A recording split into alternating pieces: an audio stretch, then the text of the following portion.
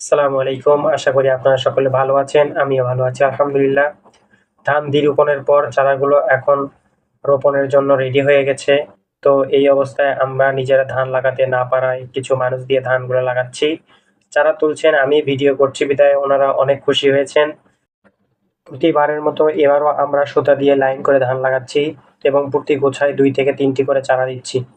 এতে ফলন অনেকটা ভালো হয় এবং এভাবে লাইন করে লাগালে সারি থেকে সারির দূরত্ব সমান থাকে এবং পাশাপাশি কয়েকটি লাইনের পরপর একটু করে ফাঁকা রাখছি যাতে ঔষধ দিতেও সুবিধা হয়। বৃষ্টির কারণে নিচু জমিগুলোতে অধিক পানি হলেও উঁচু জমিতে পানির পরিমাণ অনেক কম, তাই আমাদের ছোট মেশিনটি দিয়ে পানি দিচ্ছি এবং পাওয়ার টিলারটা দিয়ে জমিগুলো প্রস্তুত করে নিচ্ছি।